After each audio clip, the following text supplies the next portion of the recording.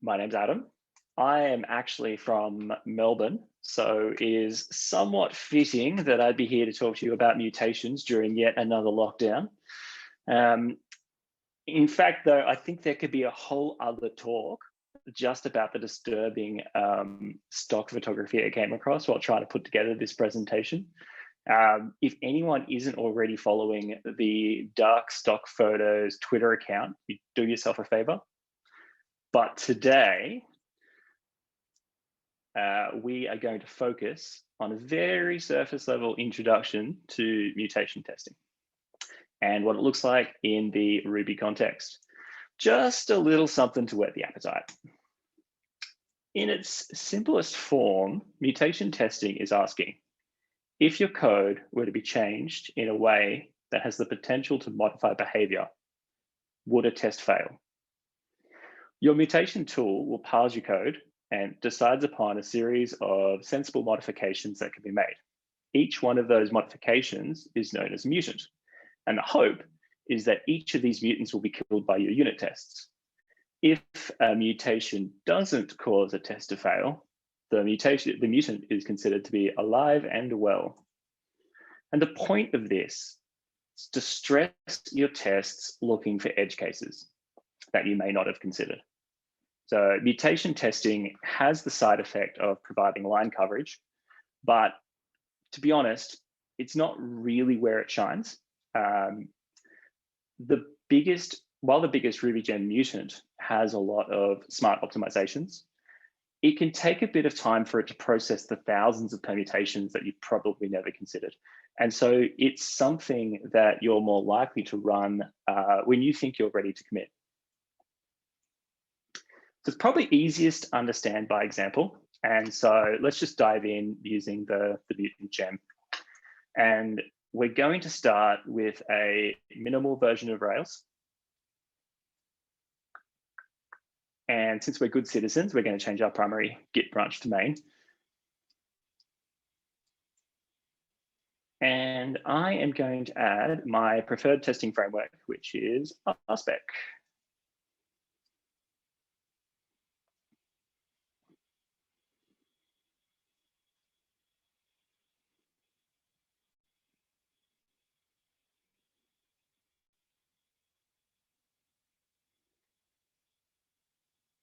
All right, lovely.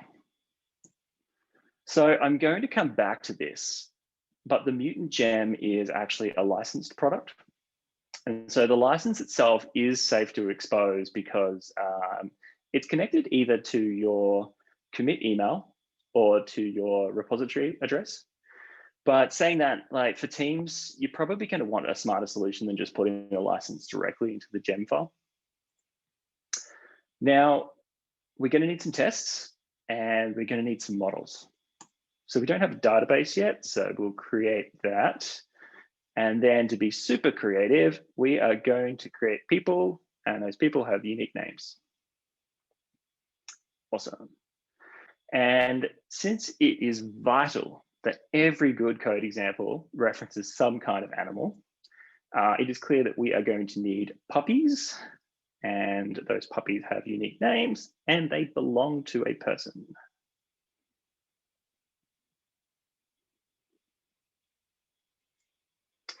And then we just quickly make sure that Active Record is aware that puppies don't just have a person, but that all good people have many puppies.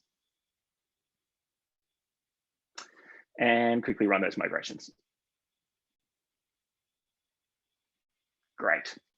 So obviously, we start by writing tests. So how about we create a method that returns the people who have good puppies?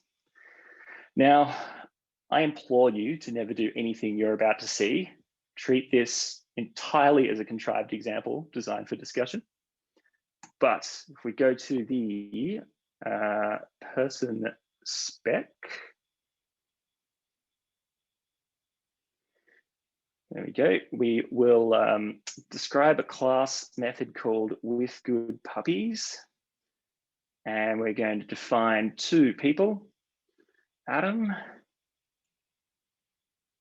and Emily. And I think that we need to have 3 puppies. Obviously, the first of those puppies it's necessary. The first puppy is Beethoven.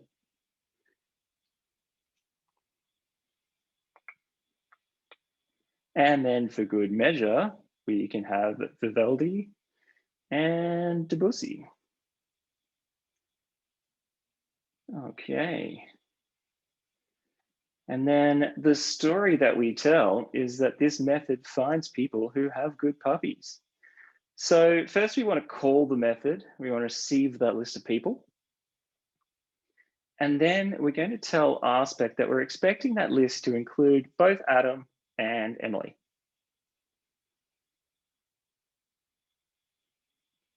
Now, of course, when we run our test, we get a failure because the method does not exist. And so we head over to our person class and we create the class method with good puppies. And we want to iterate over all the people looking for any person who has at least one good puppy.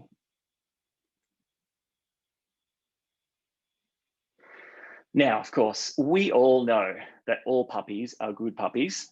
And as such, we are going to define good as true. And we run our tests and bingo, all the tests pass. And so we're done, right? Well, unfortunately, Mutant does not agree. Now, normally I would call a script to run Mutant, but in the interest of completeness, this is how the sausage is made. We need to tell Mutant to load our Rails config. We need to tell it we want to use RSpec, and then it needs to know what classes we'd like to mutate. This reduces the scope, so the mutations can be run in a reasonable time. I'm not sure if it's necessarily the best way, but I've created a script that parses my git status, produces a list of the classes that have been modified, and then pops it onto the end of that command. And so here we can see in the summary that Mutant has determined that we have only 72% coverage. And despite how small that method was, it was able to create 25 mutations. And of those, there were 7 surviving mutants. So the obvious question is, what have I forgotten? Well, first, Mutant was able to replace the message to the puppies asking if they're good with nil, and nothing broke. So it's pretty common in mutation testing to be given feedback that requires a little bit of investigation. Obviously, in this case, because of the simplicity of the example, I know that the problem here is that all puppies are good puppies, and therefore it's pointless to ask the question, is this puppy good? Generally, this would mean that the condition should be removed. But for this example, let's change the class and say that Beethoven is not a good puppy. I'd suggest he's probably just misunderstood, but that's kind of beside the point.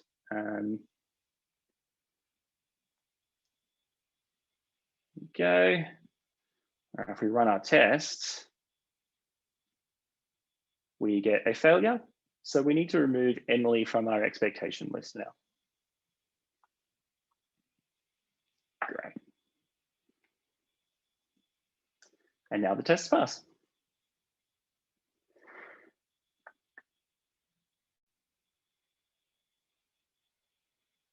So after running Mutant again, we can see that it was able to replace all with self. And here, Mutant is actually teaching us something about Rails. It's unnecessary to call all before select, and so it can simply be removed.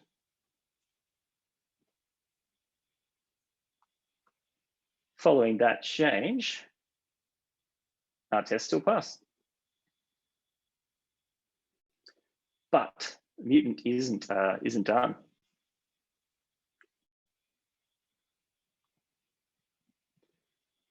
Apparently, It doesn't matter if we check if there are any good puppies or if all puppies are good.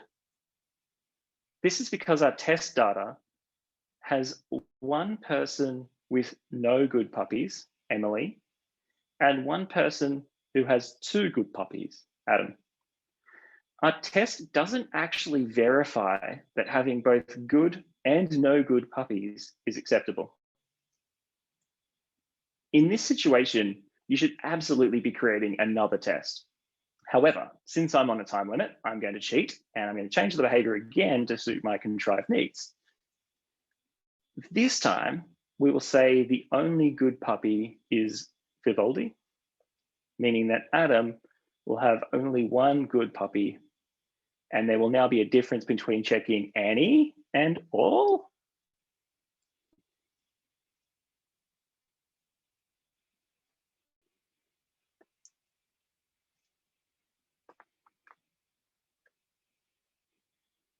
And finally, all the mutants are dead, and our legacy is better for it. But now we get to edge cases. I've intentionally used Rails and data in a database to highlight one challenge I've encountered. Keen observers will have noticed that there's an n+1 issue. As we iterate over the people, and we then make another call to the database on each iteration to get the list of puppies. This problem is generally solved in Rails using the includes method, which preloads all of the required puppies. As soon as you do this, however, Mutant is going to expect you to test that the includes is required, and it's going to try things like removing the includes altogether or replacing puppies with nil. This raises the question of how you test that active record has performed a data preload. Generally, I'm getting around this using the new strict loading option, which throws an exception if you attempt to call an association that hasn't been preloaded. This, however, is going to be quite a confronting issue for many. Like, what if you're working on a large code base that would require huge time investment to support strict loading? Or even if you can use strict loading, if this code is inside a query object, it's entirely possible that the association isn't called in your test. So now you need a test that simply checks that the association can get called without an exception. And these aren't trivial discussions, and organizations need to allocate time to decide their preferred approach. So before you introduce my mutation testing, you need to consider that you're going to be pushed to test everything. And that's obviously the point, and it's a good thing. But you need to be prepared to discuss your edges. If you use the mutant gem, it will always push you for the most restrictive solution to a problem. So for example, the double equals operator in Ruby performs typecasting. This means that the float 1.0 is considered double equal to the integer 1. However, both the EQL question mark and equal question mark methods consider them not to be equal because they're of different types. If you have a use case for typecasting, it's expected that you would have tests for this. The end result is that the code is much more clear about its intent and the data that it's expecting, but it may require changes to your style guide. The mutant gem itself comes at a cost of $300 per developer per year. There are alternatives to that gem, but they're generally poorly maintained. Mutation testing is actually quite complex under the hood. And to be honest, it just isn't worth your time to deal with issues. So for an organization, I consider it a tiny cost for the value that it brings, but the licensing system will need to be integrated into the development build system. I have found, however, that the creator of Mutant is extremely helpful on Discord and is also available for hire for complex environments. Mutant itself has some fantastic optimizations. For instance, it automatically splits the workload over multiple cores. It can be told to only look for changes that have been made since a particular Git reference, such as main or the last commit, and then only run the tests that would be affected by those changes. Saying this, running your tests over that many versions of your code is time consuming, and that might not be trivial for some organizations, particularly with large code bases. On the other hand, you're going to end up with less bugs reaching production, and pull requests are going to be better. All developers make mistakes, and I believe people at all levels will be saved by mutation testing. At the most junior level, it's possible that some of the exceptions will be hard to interpret, but it means developers are informed prior to PR that there's a problem that they need to discuss. Mutant in particular also indirectly teaches developers things they didn't already know about the language or the framework. And the end result of both of these items is that teams spend more time solving for customer needs and less time understanding the specifics of code and fixing bugs. Issues that arise from typecasting and unexpected nil values waste countless hours. And even if mutation testing only avoided one of those issues a year, it'll have more than paid for itself. So I am open for questions.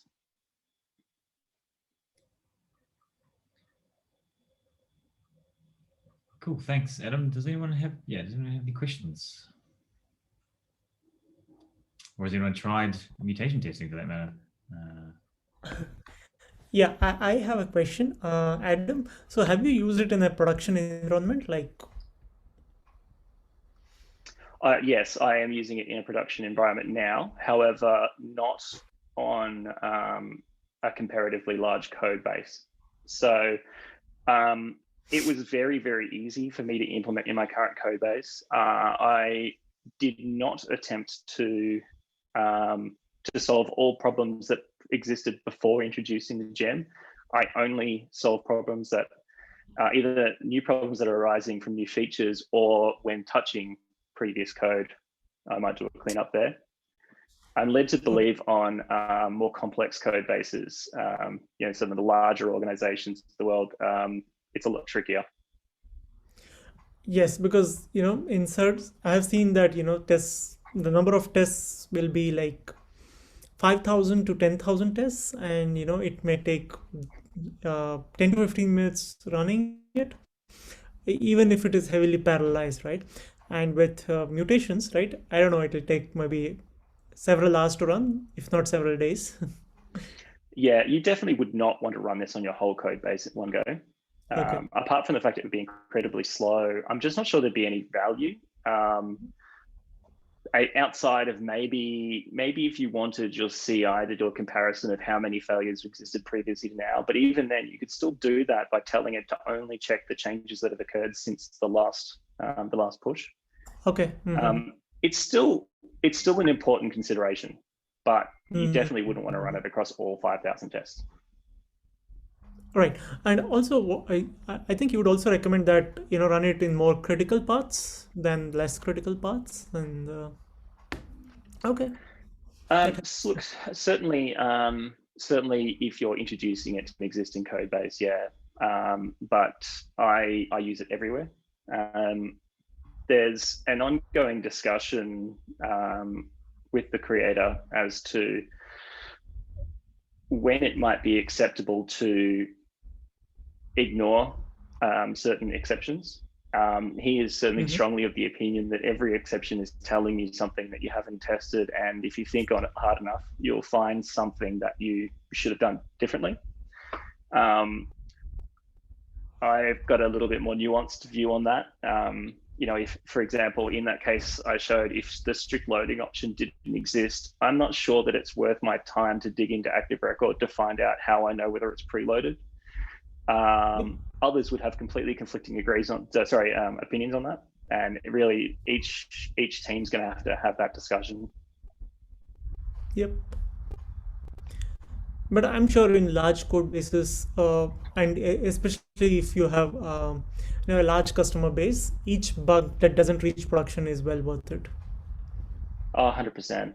Yes. So particularly because the sort of bugs that it helps me avoid are the sort of bugs that take hours to fix. That is true.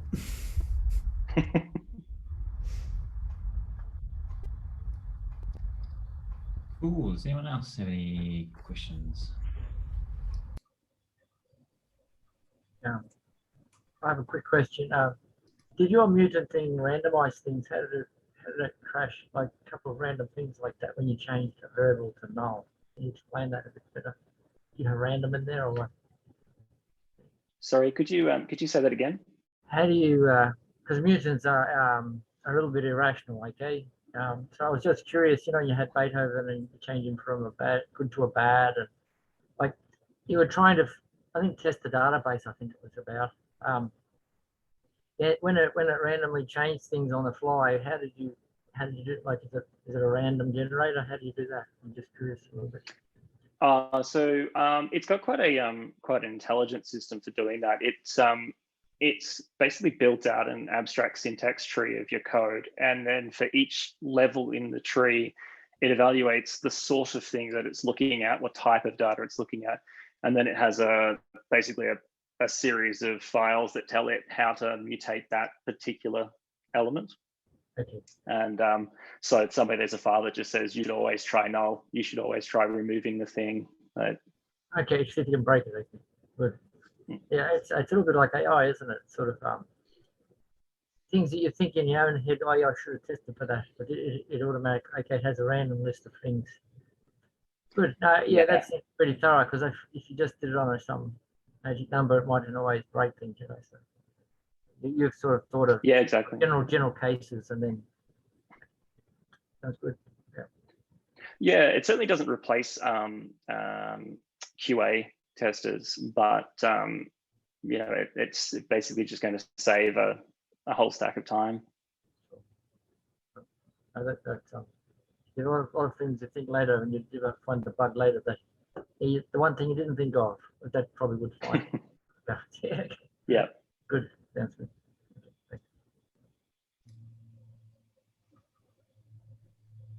Cool. Does anyone else have anything they'd like to add?